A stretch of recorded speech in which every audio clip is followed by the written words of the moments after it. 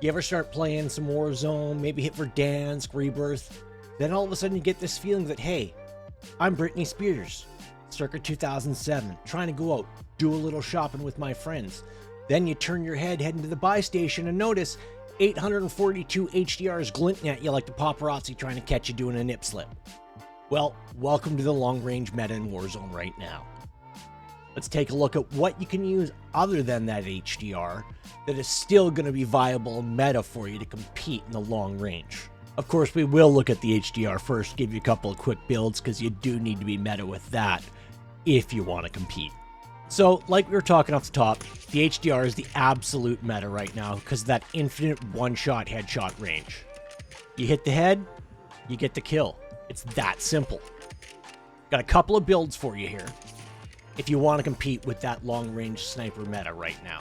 So if you're going to run overkill and run, say, that AK as a secondary, you're going to want to run monolithic suppressor, gain twist barrel, because extending damage range doesn't do anything on this gun because, of course, it's got infinite one-shot headshot range. Run the lightweight bipod because it helps reduce that idle sway, okay? And the target laser does the same. So you run those two to help minimize any of that sway that you've got while you're aiming down sight. And if you run the overpressured rounds, it helps keep that bullet velocity to help minimize the drop. Now, if you're going to run Gunfighter, pick up your 8 attachment HDR off the top. Going to want to add a couple here. I go Fast Mag 1, lets you reload faster, but still keeps you with those 5 rounds going, okay? Quick Draw Grip to help with the ADS speed, and then the heavy stock to help minimize any of the flinch that you might get from somebody challenging with an AR, or maybe even somebody counter-sniping you with an HDR, but they hit the body shot, and it allows you to hit the head to get the win. If you're going to run the Gunfighter build, I kind of like this Grakova as a pickup for the secondary. It doesn't have great damage range, which is where it kind of hurts you, but it's still very viable if you keep it tight with this gun. Just as a quick side note to what's going on here, but I'd still rather pick up a blue AK or something like that to run as my secondary if you're not going to grab your second loadie. So when we take a look at the TTK charts over on True Game Data and see what's going on here, we can see we've got about a half dozen ARs that are kind of in that mix, ranging with TTKs from about mid 500s to mid 600s. They've got some pros and cons going all around, but let's kind of take a look at how I would build these all out, what their pros and cons are, and what's going to make the most sense for you. For me, I think 6th place goes to the GPR.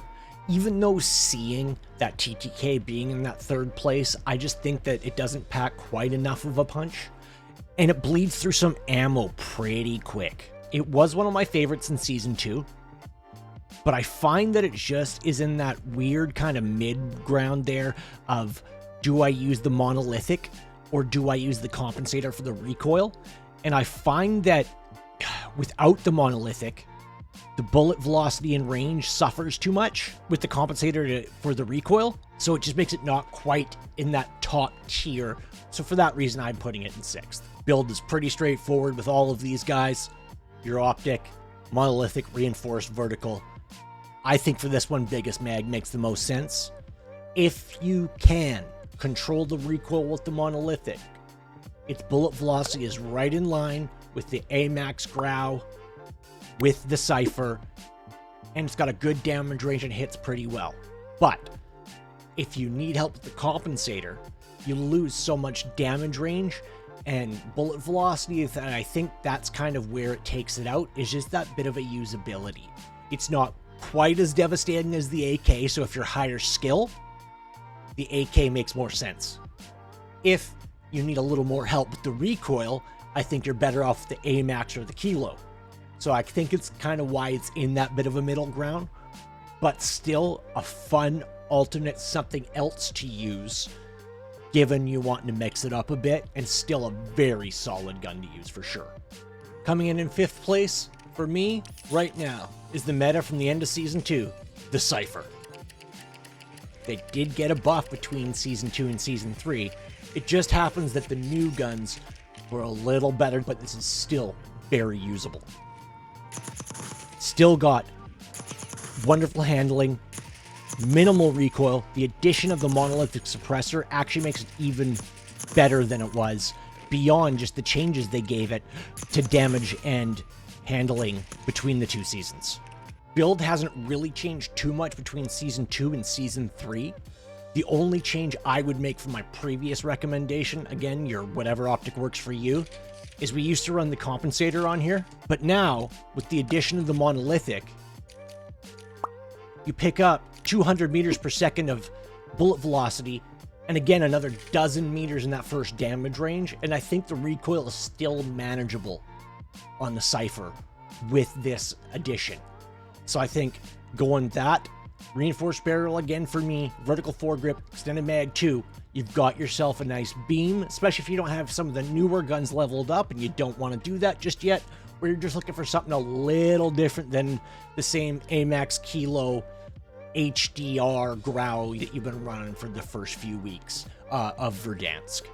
Coming in 4th place is going to be the AK. I think it does a little bit better job as sniper support and an SMG close range that we've all been seeing run around with the HDR.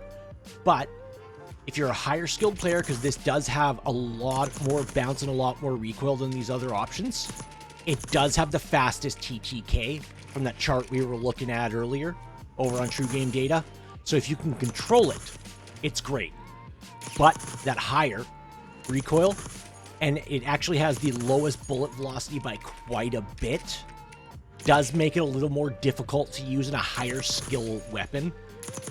Definitely a higher reward if you hit your shots, but there is that trade-off with it. When it comes to the long-range build for the AK, there's a couple of ways to do it. I think if you're more on my end of the spectrum, just a bit above average, I'm like a 1.5 KD, or maybe a lower skilled player, depends on how you want to think of yourself. But you know, I'm not the greatest, I'm not a complete bot, I'm in that kind of a bit above average category. I'm gonna run the optic that works best for me, again, that unpronounceable thing. For, again, the compensator, I think is a must because of how much recoil is on this AK.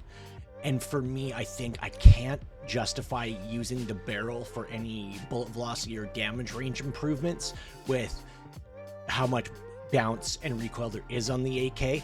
So I run the vertical foregrip, extended mag 2 on my long range builds, whereas I go extended mag 1 on, say, my sub sniper supports. And then the recoil springs, I think, are so important for those of us who struggle with some of the recoil control a bit more. That being said, if you're a higher skilled player, drop the recoil springs, run the reinforced barrel.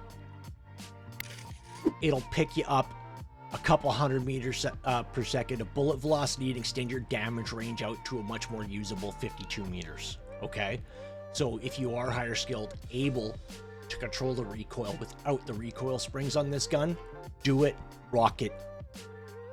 It will reward you when you hit your shots. So in 3rd place is going to be the Grau conversion on the SWAT 5.56. I think this gun, great mobility on it, and they did an awesome job of recreating the Archangel iron sights.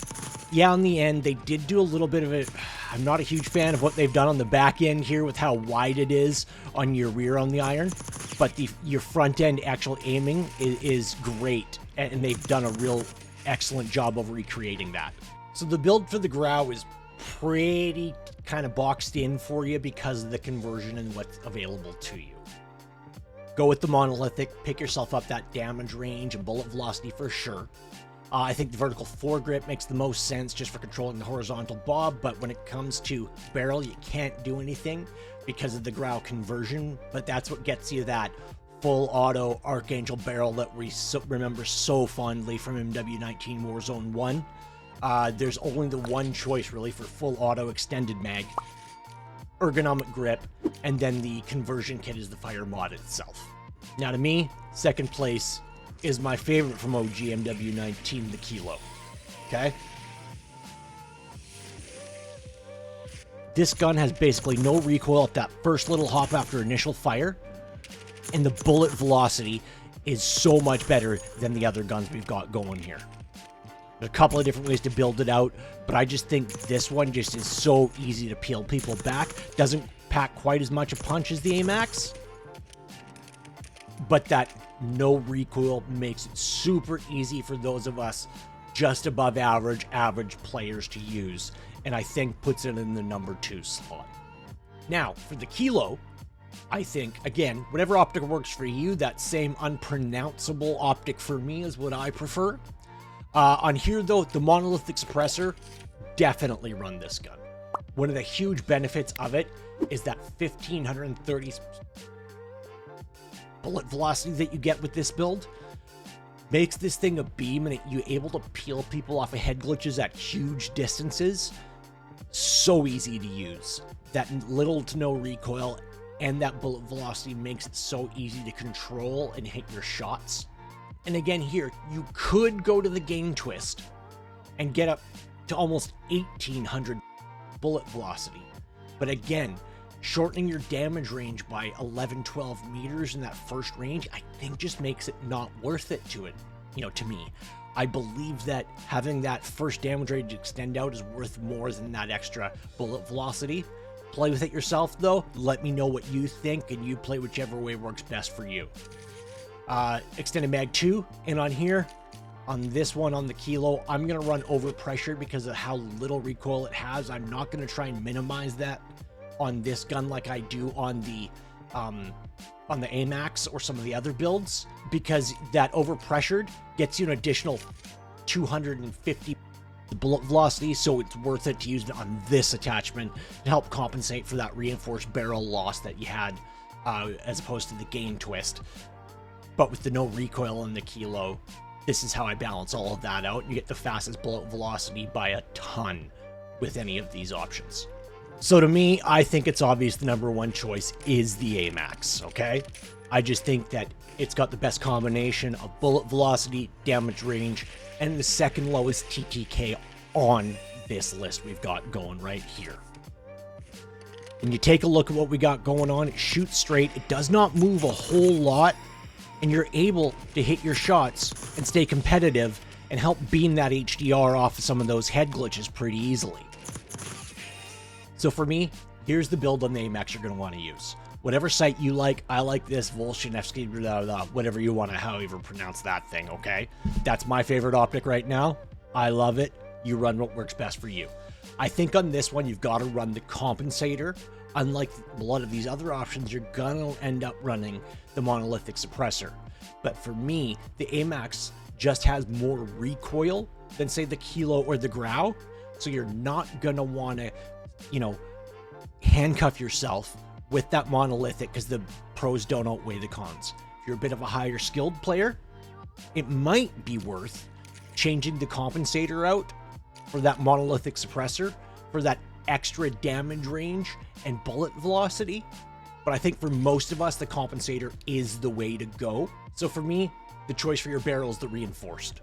I prefer to balance that combination of bullet velocity and damage range it gives you. I know a lot of people will recommend the gain twist, but if we look at the numbers as we make that change, you're going to gain 150 bullet velocity, which can be nice for things like bullet drop and making sure you hit your headshots. But I think that giving up of almost 12 meters in that first damage range is not worth it for me anyway. You pick which one you think is more important because we're all going to prioritize different things. I just believe that combination of the two is better. So my builds will run reinforced as opposed to gain twist, unlike with the HDR, because you, like we were saying before, you don't need the range because it's just one shot headshot any range. These ARs do have that range factor. So having that extra 11 meters in the first damage range, I think makes it worth it to run the reinforced barrel and lose the 150 bullet velocity. I think that's just more important to me. Vertical foregrip, extended mag 1. You could go 2 and get that 60 round, but for me, it frankly just doesn't look right on the AMAX because it was never available in MW19 or original Warzone 1, and I also don't like the handling penalties from it. So I think it's just run the extended mag 1, take your 45 rounds. I believe with this build, you'll hit your shot, so there's nothing really to worry about. In the words of Nick Merckx, if you like the video, like the video. But if you don't want to miss any future updates or videos to let you know what's going on in the community, updates, patch notes, what's the meta, what's going on. Make sure to subscribe and turn on those bell notifications. And stick around for the end, where I'm sure YouTube is going to show you similar video on the close range meta that we did last week and what they think is going to be the best fit for you. As always, keep the energy high, the vibes positive, and until next time, spread the love, fam. We'll catch you in the next one.